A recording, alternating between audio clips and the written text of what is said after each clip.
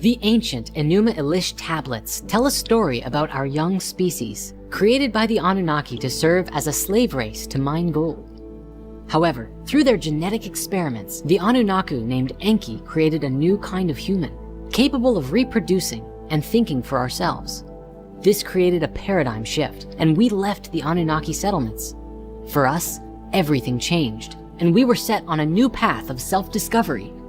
Where did we go from here? The mystery is about to be revealed.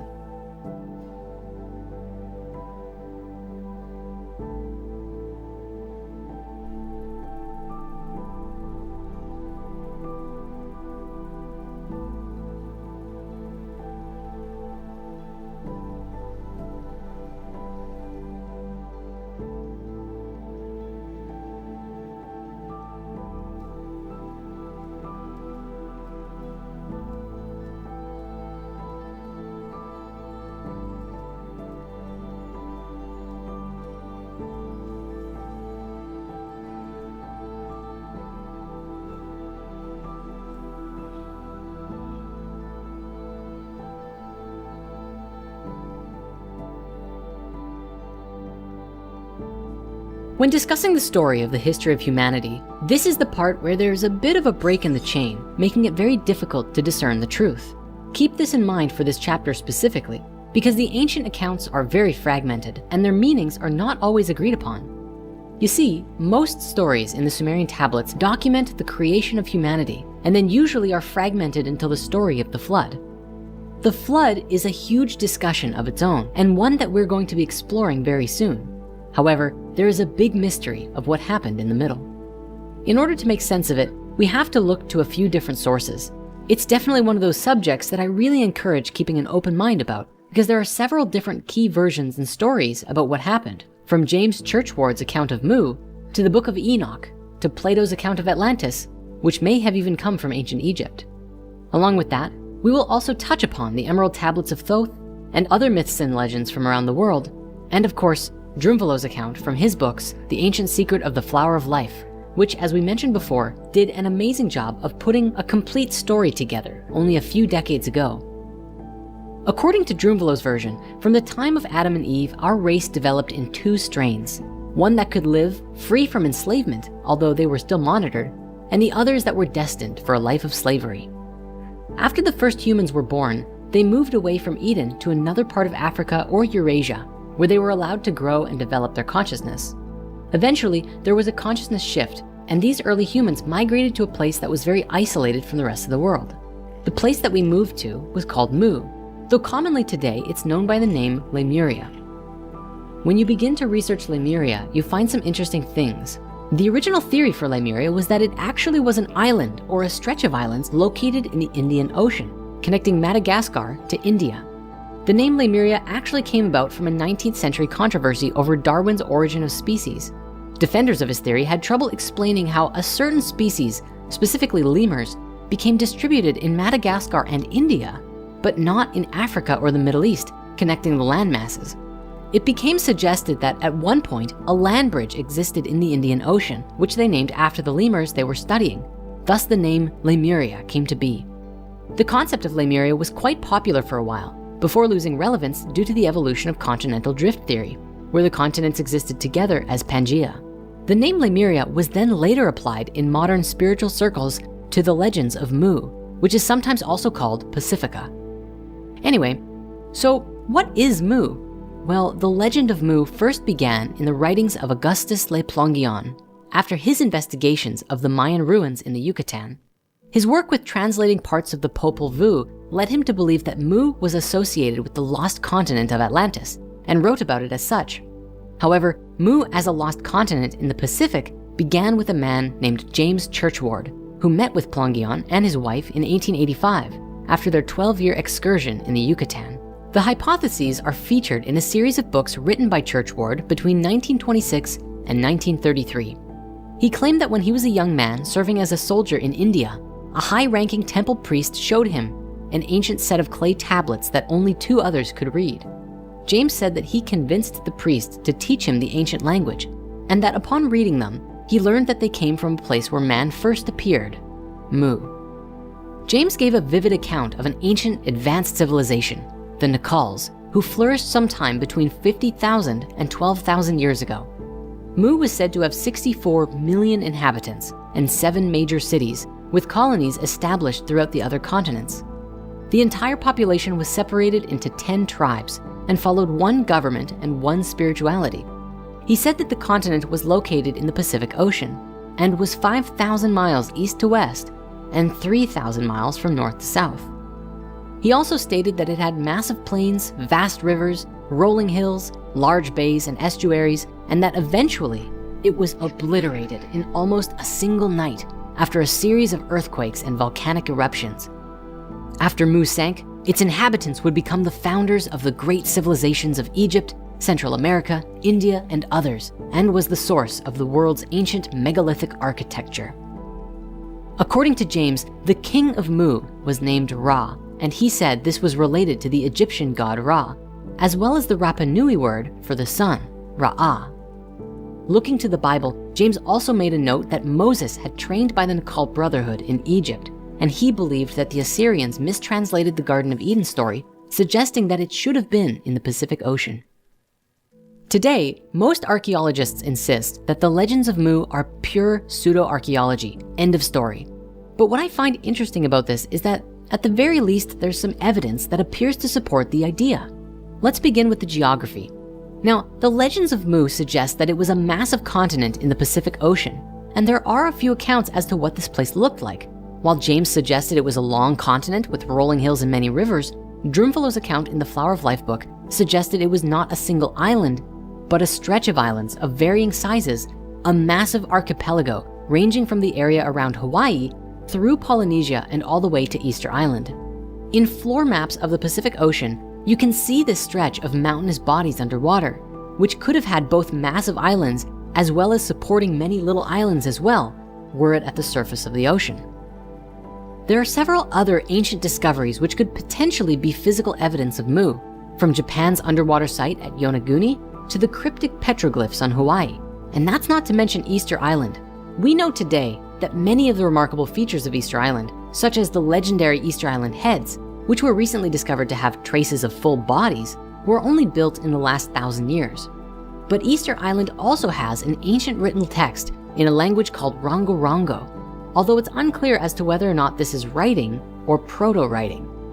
If it is in fact a full writing system, it could be one of the only surviving cases of an independent invention of an alphabet ever in history. These surviving tablets are a huge mystery for us today, as the language has still not been deciphered. When we put these findings together, it seems to indicate higher levels of advancement in ancient cultures than we currently understand, which is made even more interesting because of the remote location seemingly in the middle of nowhere. Looking to the Rapa Nui people of Easter Island, we actually find a similar story to the legends of Mu. In one of their creation myths, we find a story of a great and beautiful continent that they called Hiva. One night, the king of Hiva received a message in a dream that his land would sink, and sure enough, this vision came to pass. Thanks to the king and his dream, however, the people were guided to a new land, which was Easter Island, and there they survived the disappearance of their homeland. Historical and scientific investigations on the people of Easter Island suggest that Polynesians from the Marquesas Islands traveled from the west to their new home, but the date is unknown, with estimates for their arrival ranging anywhere between 300 to 1200 AD, perhaps even further back given the lack of evidence. This seems to show that the myth of Easter Island has more historical truth to it than mere fable. They did in fact migrate to Easter Island, and one wonders what other parts of the myth may also prove to be true.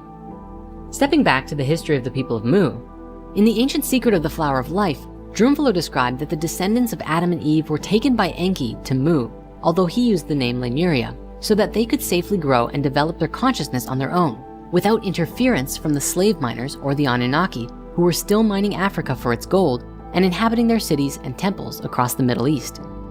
There are a few different theories regarding the timeline of Mu. Some theories place Mu's existence from about 75,000 years ago to 30,000 years ago, and it was at that time that it sank and Atlantis rose. Others believe that Lemuria and Atlantis existed at the same time, which is what we find in James Churchward's version of the story. In Drumvalo's telling, on Mu, humans evolved to a very high level of consciousness where we became capable of doing things that would seem almost impossible to us today. Supposedly, we experienced a reality where matter was less dense and more permeable to our thoughts and feelings. And so we were able to levitate, move through solid objects, and other amazing feats. In a way, we were kind of like young deities. He also wrote that on this continent, the first mystery school was created. It was founded by two people who discovered the gift of immortality, who then taught this ability to approximately 1,000 others before the time came when Mu sank. This event is described as a terrifying cataclysm, which we find two predominant versions for depending on the timeline. James Churchward suggested that the main mineral of the landmass of Mu was granite and was honeycombed with huge shallow chambers and cavities filled with explosive gases. And due to volcanic activity underneath the continent, it released tremendous explosions, causing the continent to sink. As with most legends of a lost civilization, the stories all describe that Mu or Lemuria, for one reason or another, sank beneath the waves, leaving no remnant of it behind, and the survivors made their way to new homes. And one common theory about where they went was a new continent called Atlantis. Sort of a fun side note here. Do you remember way back in the original human history movie where we started by saying, well, this? This story spans back hundreds of thousands of years into our past. It talks about Tiamat and Nibiru, the Nephilim, seeding the human race, Adam and Eve, and the children of Lemuria. This portion of the story is really interesting, but not the most crucial to know. We're not going to be covering this at this time. We are, however, going to be picking up the story at the end of Lemuria and discussing the events of Atlantis up to present day. Well, guess what? We're here. I'm so happy to at long last bring some context to the beginning of that particular story. However, there's still more to cover that we previously hadn't. And for those who haven't seen the original human history movie yet, we'll make sure to cover the basics as well so that you won't be left out. Though, you can always go watch that one right after this is done. It was at this point that another mass migration occurred, where the children of Mu found a new home, and they called it Atlantis. So, Atlantis. The best place to start here is with the origins of this myth. The first account of Atlantis actually came from Plato in his writings called Timaeus and Critias from about 360 BC. He discussed an ancient kingdom called Atlantis located on an island in the Atlantic Ocean, somewhere beyond the Pillars of Hercules in the modern-day Straits of Gibraltar. Today, the modern consensus around this story is that Atlantis is purely fictitious, a parable used for educational purposes or to glorify Athens in the eyes of Plato. And while most people believe this, there are those who suggest otherwise. It's rather interesting that Plato, who is the earliest surviving source for the story of Atlantis, tells us that he got it from his relative Solon, who in turn got it from the ancient Egyptians, and that they spoke of a time 9,000 years before the time of Solon. That's 9,600 BC, or 11,600 years before the present. Academics think that Plato made it all up. But if Plato made it all up, it's extraordinary that he chose that date and that time, around 12,000 years ago, because that was absolutely at the peak of the meltdown of the last ice age, when there was indeed global flooding. The story of Atlantis tells the tale of a maturing humanity who had developed a civilization on a large island often believed to be in the Atlantic Ocean. In the Flower of Life books, Drunvalo shares this image of Atlantis, a rough generalization of what it might have looked like. We also find this diagram inside the Book of the Emerald Tablets, of which we'll be looking at shortly. But with that said, it's been widely theorized that if there is an ancient lost civilization, it's most likely hidden somewhere under the ice in Antarctica. In a Nova special called Antarctica: Secrets Beneath the Ice, geologists discover multiple places in Antarctica which had the remains of old mosses and plant tissues in what they described as pristine condition from a time when Antarctica was still warm and abundant with life. There are even pieces of trees that have been found, all of which have been preserved under permafrost rather than becoming fossilized. The geologists in this video describe that the bits of nature are not from millions of years ago, but relatively recent history. This is a landmark and paradigm-shattering discovery, because even today, if you do some research, you'll find that the general consensus is that Antarctica was last ice-free 3.5 million years ago, and the remnants that were just discovered there prove that number wrong entirely.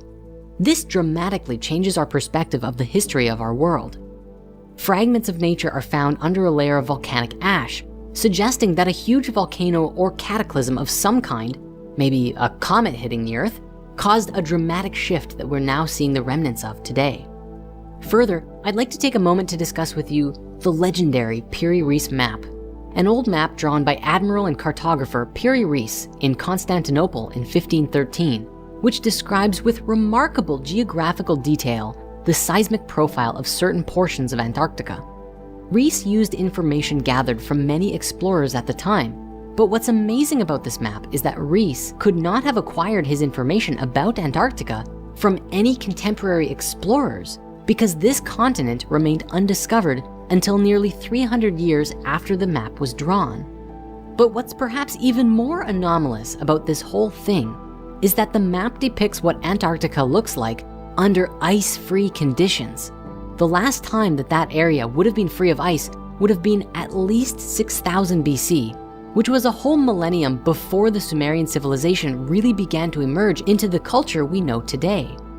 A note on the southernmost section of the map reads, "And in this country, it seems that there are white-haired monsters in this shape and also 6-horned oxen. The Portuguese infidels have written it in their maps." Interestingly, the Portuguese provided information on this southernmost region in Reis's map, according to the notes on it. Now, Piri-Reis himself left notes that his map was drawn from pre-existing information and maps. However, he himself did not venture any suggestions as to the identity of the cartographers who produced these earlier maps. In 1963, however, Professor Hapgood proposed a novel and thought-provoking solution to the problem. He argued that some of the source maps the admiral had made use of, in particular the ones that were said to date back to the 4th century BC, had themselves been based on even older sources, which in turn had been based on sources originating in the furthest of antiquity. There was, he asserted, irrefutable evidence that the Earth had been comprehensively mapped before 4000 BC by a hitherto unknown and undiscovered civilization, which had achieved a high level of technological advancement.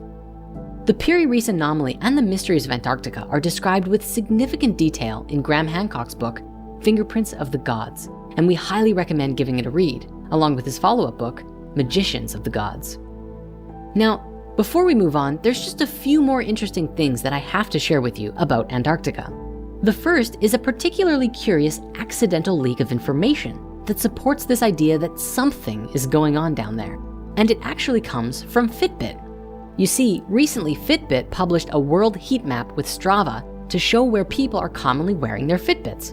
Now, I suppose most people do not disable their location services because this published map at first showed a number of curious formations under the ice in Antarctica, including a large ring and some other underground bases. Since this was initially published, the government or whoever has forced Fitbit to remove these images from their public heat map, but you can still find a few YouTube videos of people pointing them out. Well, hey, like this one. Finally, in the last several years, photos that were taken using Google Earth were publicized, causing more than a few heads to turn. Here is one that shows a rather curious formation that is clearly not natural to the environment. And here is one that looks more than a little bit like a pyramid. Many were quick to suggest that this was a remnant of some Atlantean civilization, but many critics were quick to put forth that it was just a four-sided mountain, and that pyramid-shaped peaks are very common, such as the Matterhorn in the Alps and Mount Bullenstinder in Iceland as notable examples.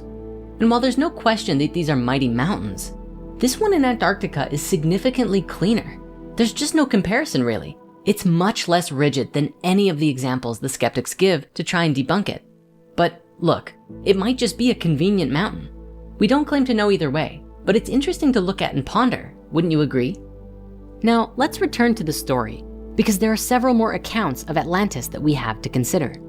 One is the original story we first shared in the Hidden Human History movie regarding the Martians and the fall of consciousness. Then we have another version that comes from the Book of Enoch, an ancient text that accounts for some specific events that took place before the flood as well. We also see the Emerald Tablets and what is written there about the fall of Atlantis. Because we've already made a movie about the Atlantis Martian story, we'll just cover it briefly here. And for the sake of the story and the visualization of it, for now we're just going to show Atlantis as we have so far, as a continent of its own. But keep in mind that this is kind of a placeholder, as Atlantis is a great mystery, Even the name Atlantis comes from later writings about this land.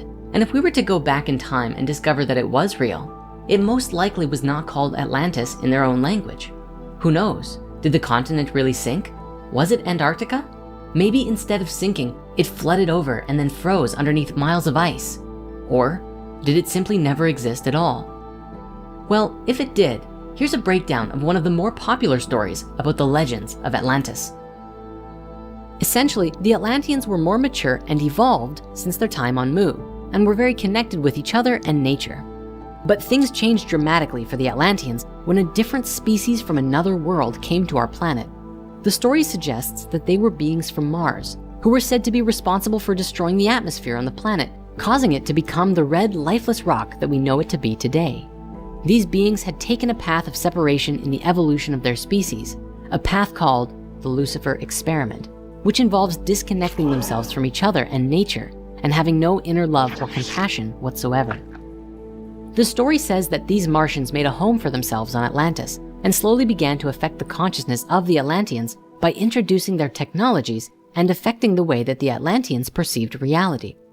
As a result, the Atlanteans began to become more disconnected from nature and each other, which allowed the Martians to easily take over.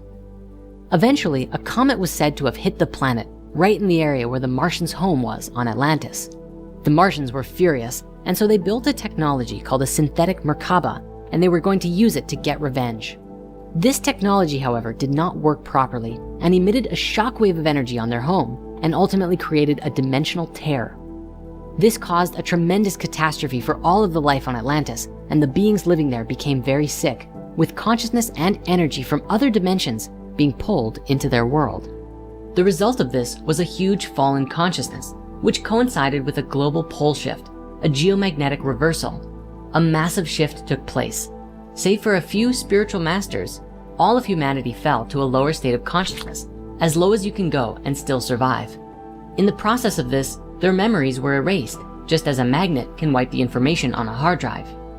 Now this may seem far-fetched, but it isn't impossible. One particular study provides good evidence that humans can perceive the magnetic field around them even as weak as the Earth's itself. A follow-up study found that the mechanism behind this are magnetized particles in the brain. Researchers concluded that for such an ability to exist, it must have had some evolutionary purpose. Interestingly, some studies have even indicated that two major geomagnetic shifts may have had an impact, not only on our evolution in the past, but also had a role in extinction events ranging from the early Quaternary period to the early Holocene. This study found that a large global geomagnetic reversal event called the Lechamp event 44,000 years ago and another unnamed event 13,000 years ago both coincided with mammal extinctions, which were impacted by a weakening of the Earth's magnetic field, leading to higher ultraviolet radiation. This may not only coincide with the sinking of Atlantis, but also the theorized timeline of the sinking of Mu. Further, by comparing branches in the human family tree and linking them with the magnetic field information found in sediments and archaeomagnetic data, they found that there was possibly a long-term role for ultraviolet radiation and the magnetic field in human evolution. That said, the concept of memory erasure could have various meanings. In one sense, it could be a global magnetic effect wiping human memories, but it could also relate to the destruction of all of our technology and most of civilization, and being reduced to a level of consciousness where we had to start over technologically from scratch, with no records and very little evidence of any ancient civilization. This entire story is said to have happened 13,000 years ago, at the point when Earth went through a huge shift pertaining to its polar ice caps, when a massive amount of ice sheets began to melt, flooding the world with water and potentially helping to usher in the Holocene, the epoch of time we are in today after the end of the last ice age. After this shift, small pockets of humans slowly began to develop and discover life all over again from square one, and the few spiritual masters who kept their memories began to support us as we became capable of comprehending their stories. They may have tried to explain the history of the world, but the fallen humans couldn't comprehend it, and so the stories were masked in the legends of the gods, so that humanity could come to make sense of who they were and where they came from. These quote-unquote gods seeded civilizations around the world, from ancient Mesopotamia and Egypt to India and all the way to the Olmecs in Mesoamerica. Of course, it may be more logical to presume that it was Enki or the other Anunnaki who helped seed civilization once more, at least in ancient Sumer, or perhaps a combination of the two.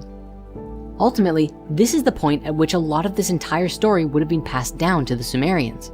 Earlier on, we explored the possibility that the stories of the gods were an encoded message handed down to the Sumerians and Babylonians by these beings who had a much higher understanding than the early humans did.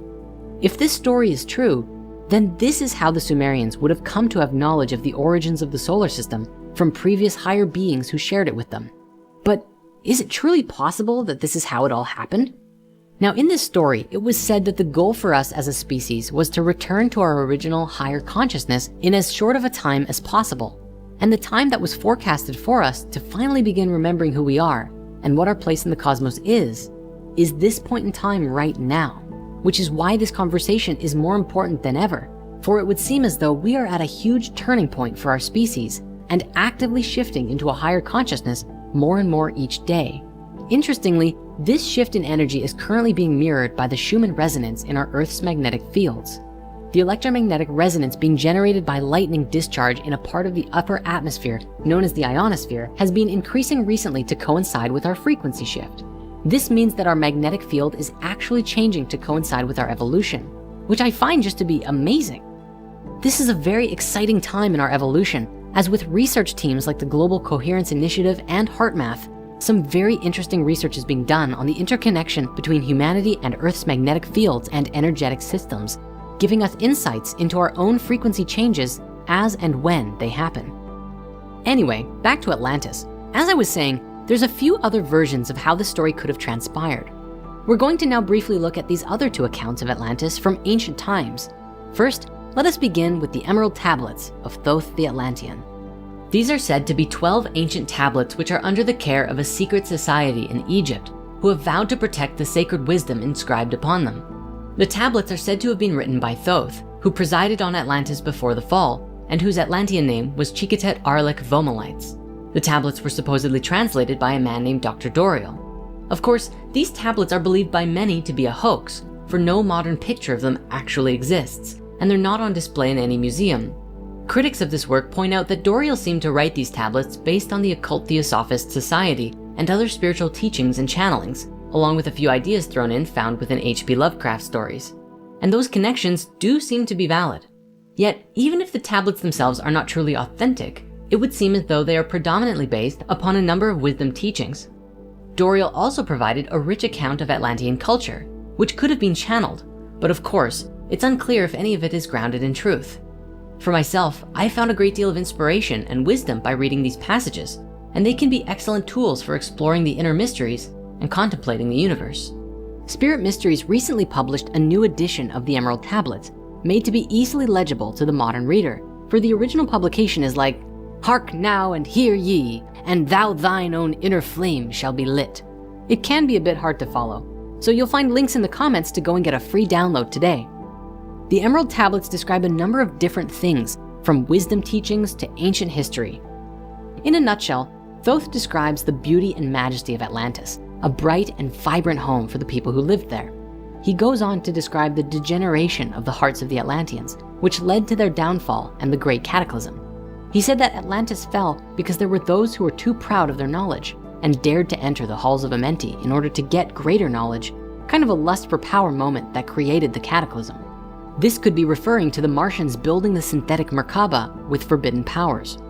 He also said that the few who survived did so by using a spaceship which today is buried beneath the Sphinx. This is a concept we explored much more thoroughly in the original Human History movie. Throughout the Emerald Tablets, he also describes a great deal of wisdom which we can use to evolve our consciousness. We highly recommend you go and read these passages for yourself if you haven't. For now though, let's stay on the subject of history because we have one more account of this pre-flood period of time to look at.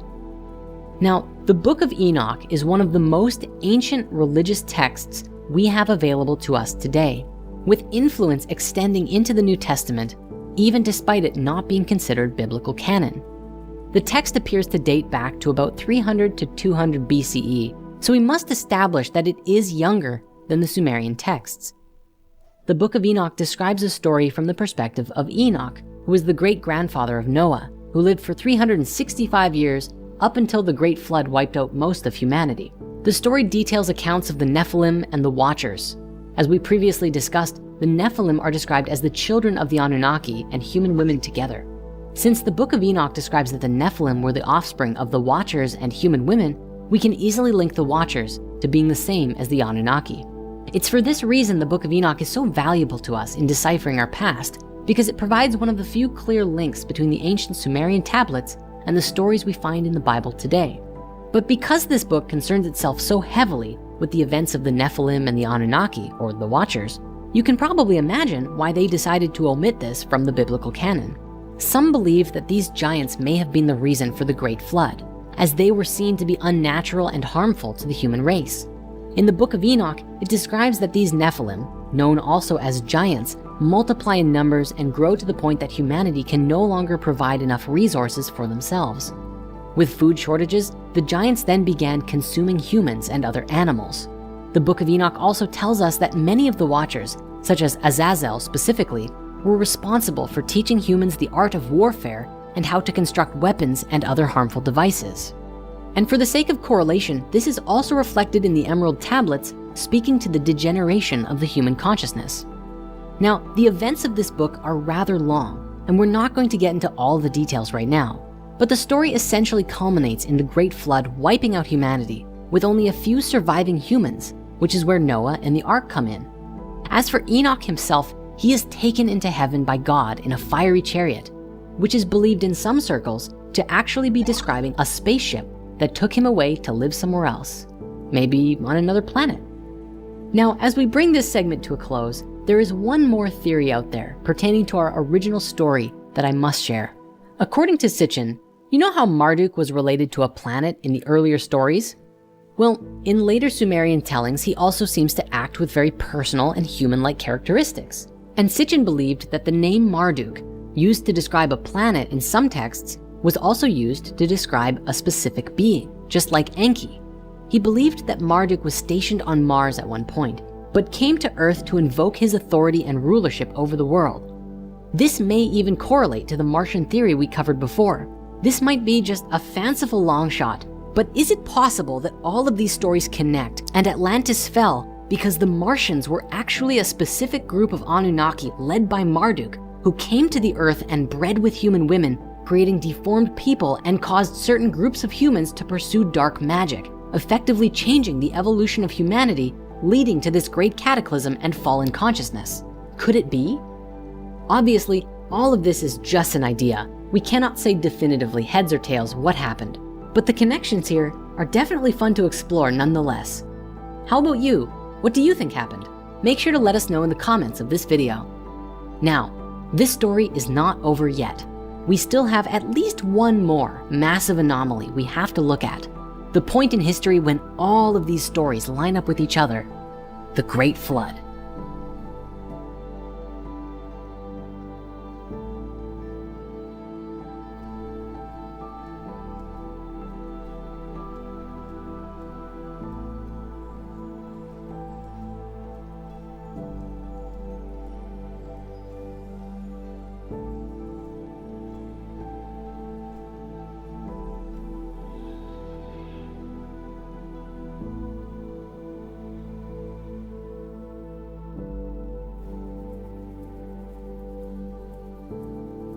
The legends of the Great Flood are found all around the world, from Mesopotamia to China and even Mesoamerica. All of the stories describe a god or gods who created the flood in order to punish and wipe out humanity. But is there any truth to these stories? And did a great flood truly cause a mass extinction long into our ancient past? Find out next time on Spirit Science, the Great Flood.